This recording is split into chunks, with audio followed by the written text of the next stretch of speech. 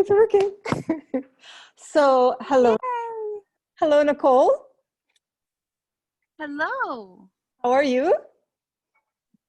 I'm wonderful. How are you today, Navina? Very busy, but very interesting. I understand. Yeah. Yes. Did you have a busy day or? So far, not yet. I do have to go to work here soon. I wasn't expecting that, but I did get called in. So, Oh, wow. Oh, wow. Just what you yeah. need. Wow. Yeah, exactly. And where do you work? I work for a pharmacy, for a Okay. pharmaceutical company. Well, I'm a pharmaceutical tech. Oh, wow. Oh, wow. Yeah. Yeah. I'm a very low tech person, so. I th- I just fill people's prescriptions. okay. Oh, it's important work. It's important It work. is, yes. It's kept me busy through COVID at least. Yeah, yeah. Thank God. Thank God. All right, my Yes, thankfully for that. yeah. I go back to work in 2 weeks, so it should be very interesting. Okay. Yeah, I teach at Yeah. a Well, good luck with college. that. Yeah, Yeah. Oh, wow. Definitely. yeah. We don't know if it will be online teaching. We don't know if the kids will be coming in. In Oman, we have Yeah. our situation is constantly changing here, and it's like Yeah. anything is fine with me, really. Yep. Yep. Just go with the flow. That's how I like to do it too. Exactly. Everything's an experiment, right? It is. Yes. All right, my dear. So I'm just going to read from the email so that we can get started in the right way. Okay.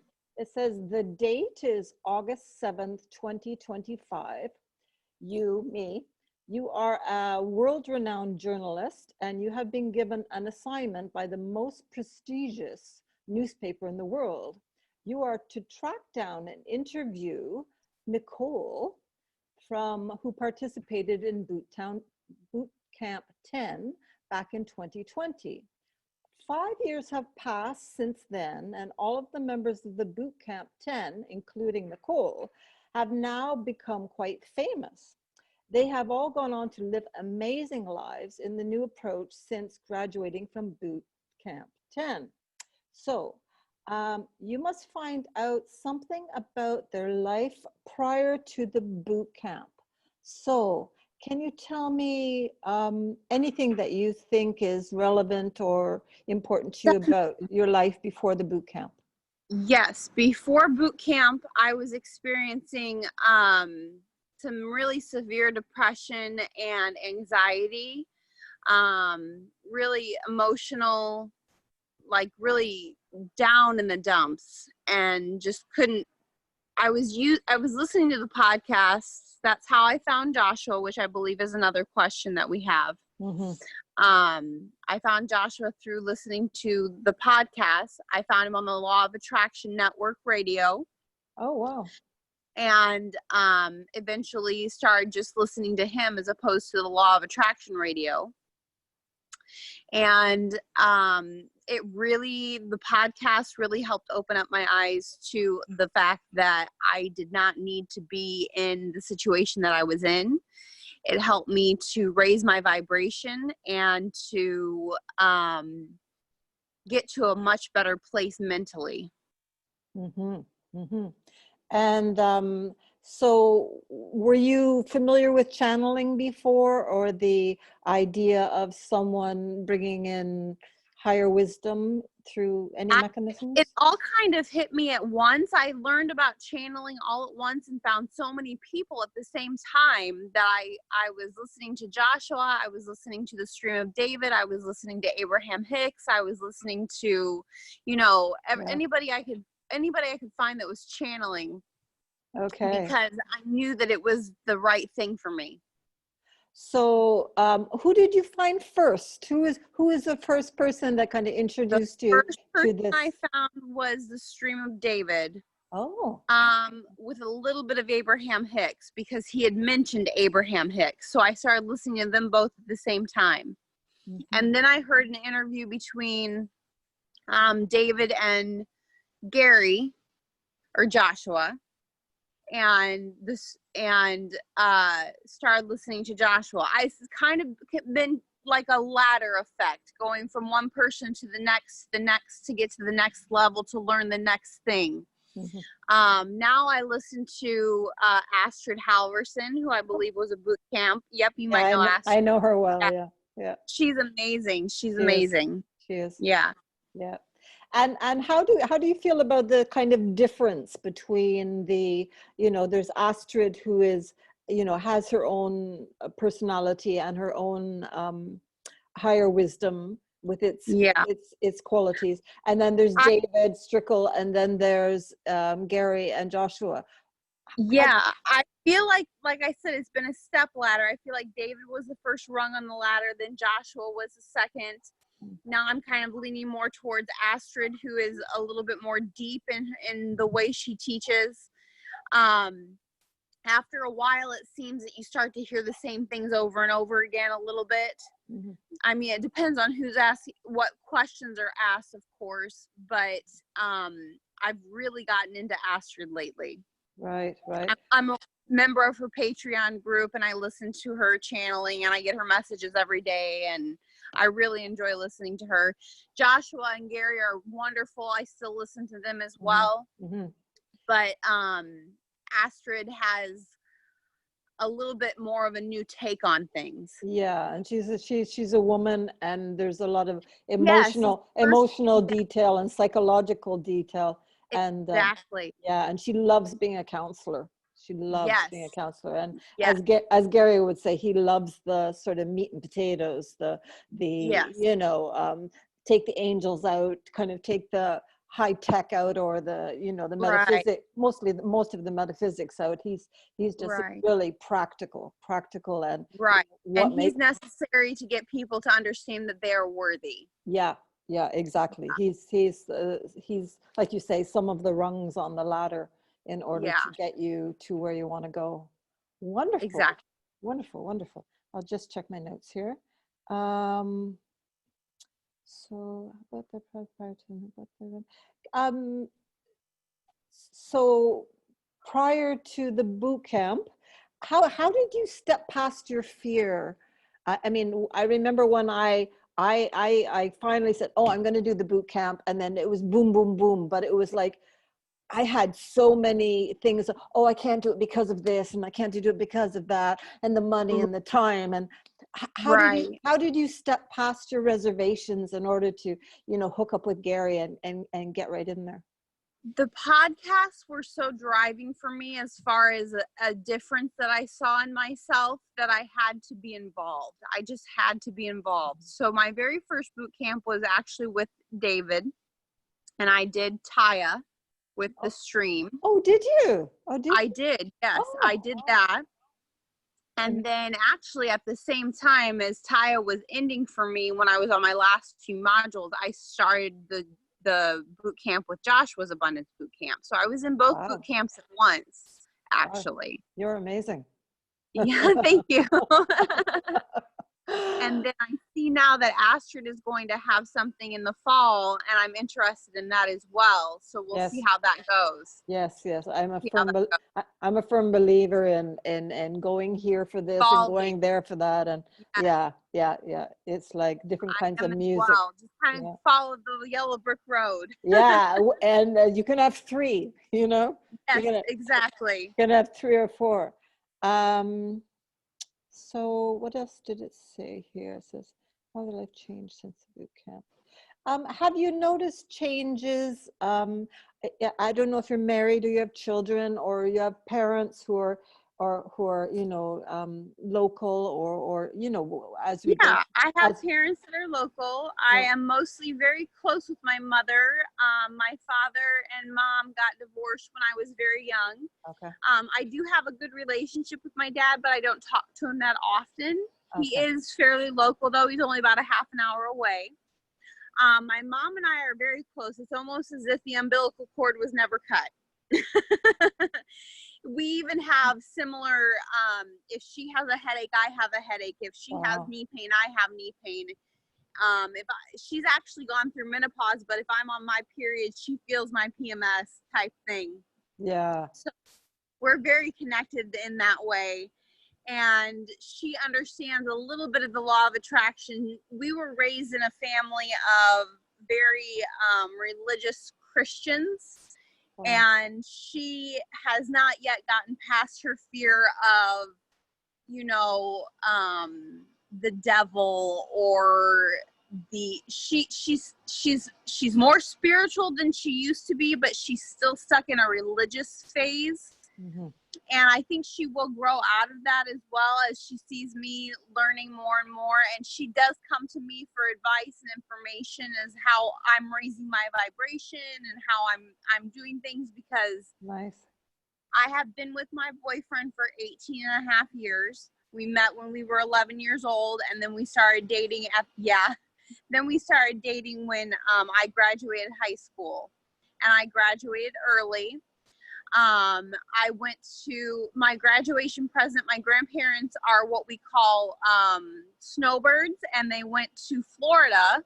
They go to Florida in the winter. Yeah, I know that So term. my graduation present was to go to Florida with them for the 3 months that they were going to be down there. So at that time, the day I got down there, my boyfriend now called me. He said, "You got to come back." He said, "We've got to be together." So about a week later, I flew back by myself when I was 18, and we've been together ever since. And we've had every kind of up and down you can possibly imagine in a relationship, but we still seem to find common ground. Mm-hmm. I was unhappy in my relationship when I was unhappy with everything when I before boot camp. I just couldn't, I had suicidal ideation.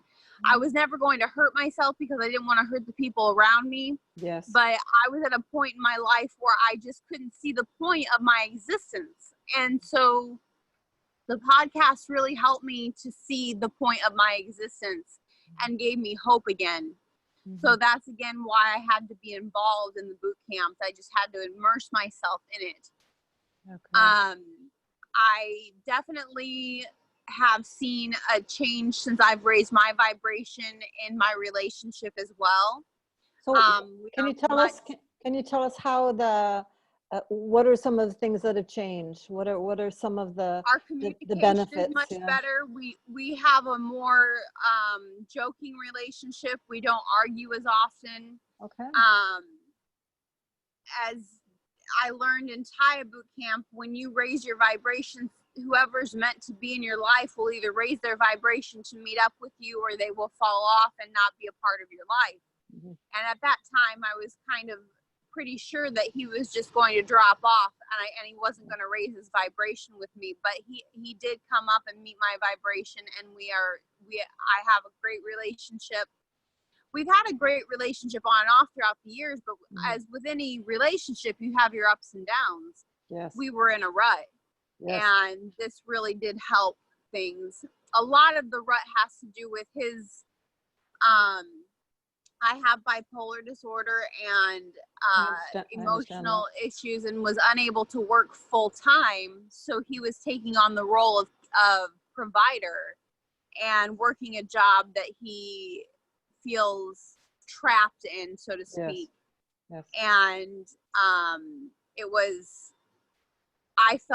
I personally felt guilty that he was in a job that he hated so that he could provide for me, so that I didn't have to deal with the emotions that were coming up for me.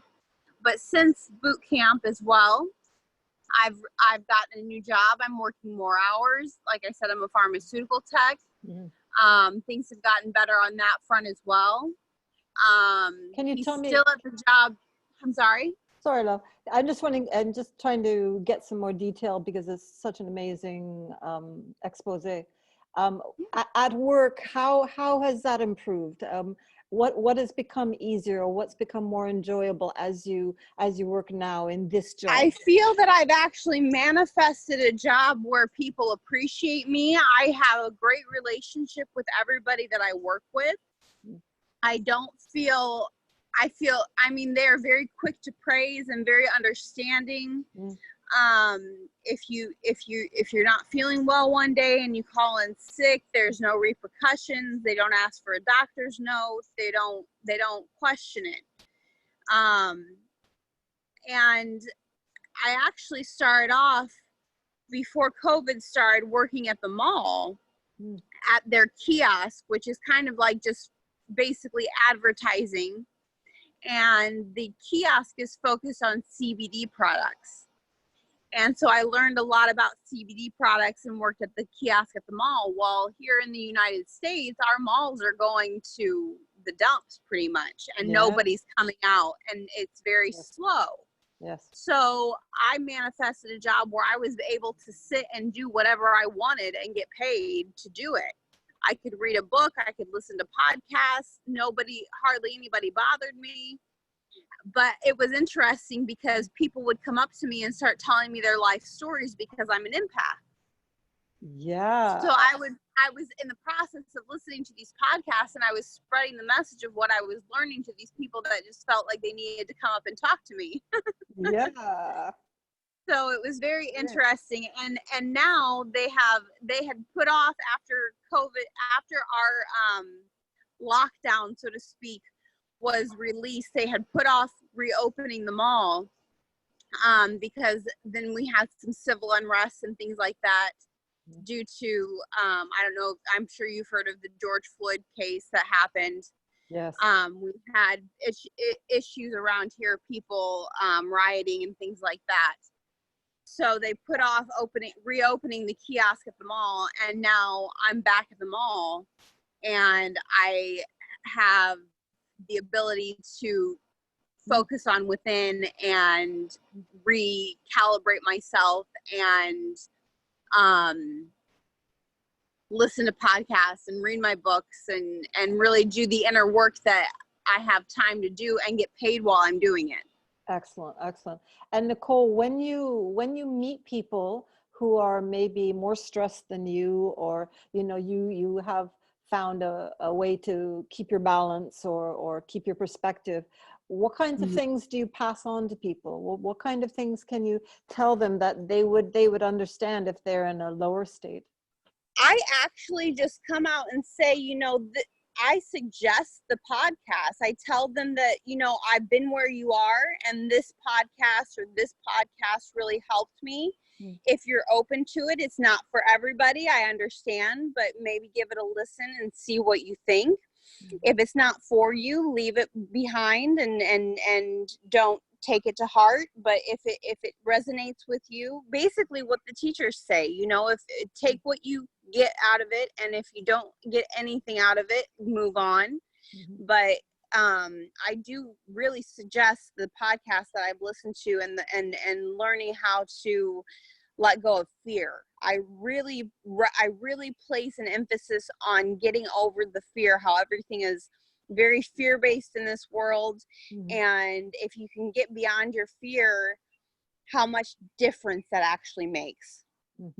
And do you find that the writing exercises help ground you or help focus you? How do you feel about the writing as a process? I do a lot of the writing exercises I can do it in my head. So sometimes I do writing exercises. Most of the time it's in my head because I've always been intuitive.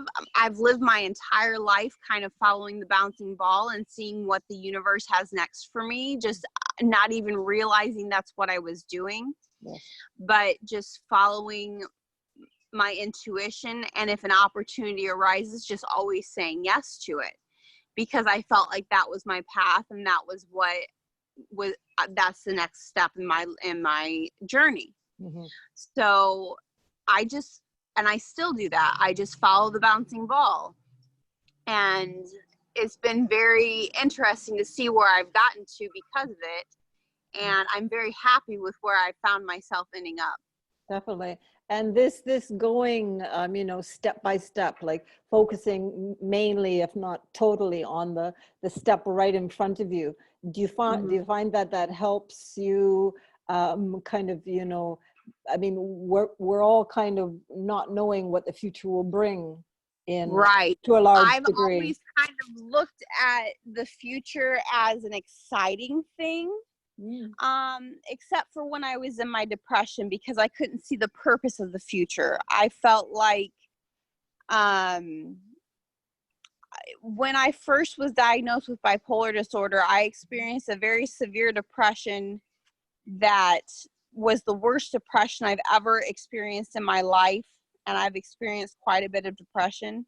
Yes. And in that depression, I could find no meaning for anything. Nothing held meaning for me. Shopping, the relationships with my family, it just felt so meaningless. It felt like I was at the bottom of a well in a dark hole, just curled up in a ball. And it didn't occur to me at that time to reach out for help and get depression medication. So I went through that completely 100% on my own, and it lasted for several months. And after coming out of that and getting back into the swing of things and learning and kind of finding value in everyday life again, and the little things, finding value in the little things, helped me to appreciate the big things even more. And who could you talk to, Nicole? Who could you talk to? Yeah. You know, nobody really understood that deep of a depression. I really didn't have anybody to talk to. At that point, I was still, I talked to God at that point. I talked to God. That's where I was. I was like, that was the only outlet I had. It's like, I was in my religious phase at that point, and not necessarily spiritual. But I figured, from what I had been taught, if anything was going to get me out of it, it was going to be prayer. Definitely. And do you still use, or did you find kind of time for prayer or meditation or I meditate. I've changed my prayer to meditation and setting intentions. Okay. Wonderful. I don't necessarily, like I said, I now realize that religion is mostly man-made and fear-based. I think there's some value to it for people that believe in it and utilize it correctly. But I think that a lot of people abuse their religion as a way of feeling mightier than other people. Their interpretation of it, their interpretation. Yeah. Exactly. Okay. Wonderful. So it's close to me also, the bipolar perspective, because my best friend has bipolar, and she's back in Canada. So there's so much that she goes through that I don't see. And do you have any words of wisdom or advice for someone who, she has a wonderful husband, he's also my close friend, but I would love to pass on something in terms of how she can sort of regain her balance and get back to feeling able, and what really helped me was, and this was from the beginning as well, I had a very different experience with being diagnosed with bipolar. It came on very sudden because of a medication that they switched me to. Oh, wow. And it was more or less, I never ever, and I still don't see it as a negative. I see it as a gift, because when I have manic episodes, I am very connected with source, and I am very in tune with myself. I'm very in tune with other people. I can predict things. This last time I got sick was last year in July. And I told my boyfriend, I'm only going to be gone for 4 days. I'll be back on the 4th of July. I changed the calendar to the 4th of July. And that's the day I came home. So you are getting a better and better perspective on how it works and how you can. Yeah, like I love that too. I love changing the language that people use and changing it to what makes sense for me. And yes, I see it as a lot of it I throw out completely, Right. Yeah, I see it as a gift as opposed to mental illness. I think I it's hate just that not term. something I think it's something that's not understood in this world. So it's labeled as a mental Of illness. course. I really do see it as a gift. Now, it does affect the people around me, and it hurts them to see me in the hospital and to have to watch what they are afraid of. I Yeah. am never Which is afraid of part it, of their growth, which is part of their which is growth. part of their growth. Yeah, Yeah. exactly. Yeah. I am never afraid of it. It's just like, well, here we go again. And I see what I learned from Yeah. it. Yeah. Now, the interesting thing is, whenever I've been in the hospital, almost every single other patient flocks to me and comes to me for advice. And it's like I'm the psychic in the group of mental patients. Is that overwhelming? It is not. No, I feel like I'm Okay. there for a purpose. It's like, okay, it's Okay. time to go back to the hospital and see who needs my help there. Because it's your Which has community. kept It's your me in the community. hospital longer because of that. Because Yeah. people, I actually was in the hospital a lot longer for my second stay because I was helping the housekeepers Hmm. and they said she needs to act like she's a patient and not an employee. But again, I felt like I was there to help. So how do you balance Because that, Nicole? How do you balance the, like we're all of us, we're part teacher and we're part student. And right. and being able to, switch over when we need to is such a What key, really helped me know? was my boyfriend said the longer you act like you belong here, the longer you're going to be here. So I learned how to switch it off and how to dial it back and how to withhold what I felt like I was there to do so that I could get out. So I mean, I think we're always doing it. We can put whatever labels we want on things, but I know I'm always doing that. I'm always saying, okay, that perspective, I'm going to let that perspective kind of slip away in the distance, and I'm going to focus here for now. And Right. this is what I'm Right. called to at the moment. This is what I'm going to give my energy to the moment, and Exactly. I'm going to sense when I need to move on. Also, Exactly. yeah, Exactly. yeah. And when I'm in a manic state, I just automatically flow with that helping psychic medium. Wow. It's very, and it's hard to come out of because Mm. it's a pleasant place to be. It's more connected. It's It's more, very much more connected. I'm yeah. very much more connected. And what is the I other feel side like, I Nicole? feel connected with every single person I talk to. It's like Wow. you feel the oneness. Yeah. Thank you so much. And the opposite to that, what is that experience like? The opposite to that is after I've experienced that high of a high of the mania or the hypomania, as the medical researchers call it, is eventually when I come back down, I have the depression. It goes from the high to the low. But this last time was much more leveled out. I Okay. didn't go to a very extreme high and I didn't go to a very extreme low. It was much more leveled out. So I feel like this has been a journey of learning how to control that gift Right. so that I can Exactly. actually use it to my benefit as opposed to be hospitalized whenever it seems to pop up. And every sensitivity is a gift. And Definitely. I asked Gary or Joshua the last call, this term empath, which I understand the sensitivity of light workers or people Yes. who are more connected, but I'm very wary of that term because I don't want us to feel too vulnerable to the forces Right. that be it, Right. And internal that's forces very or external. interesting that you brought that up because Yeah. this last July, when I was experiencing I could not sleep. That's one of my telltale signs. I don't need Yeah. sleep. I know all about that. I had been awake for over 48 hours and all of a sudden the words, "you're a light worker," came to me. I was like, "What's a light worker?" So I had to Google it. I'm like, "Oh yeah, that's exactly what I am." Yeah, yeah. Makes sense. So Yeah. it was my higher Yeah. self saying, "This is what you're doing. This is the purpose of this experience right now." It's basically like I feel like when I have a manic episode, it's them trying to tune into me and get my attention. For sure. Absolutely. I agree. Yeah. Absolutely. Yeah. I agree.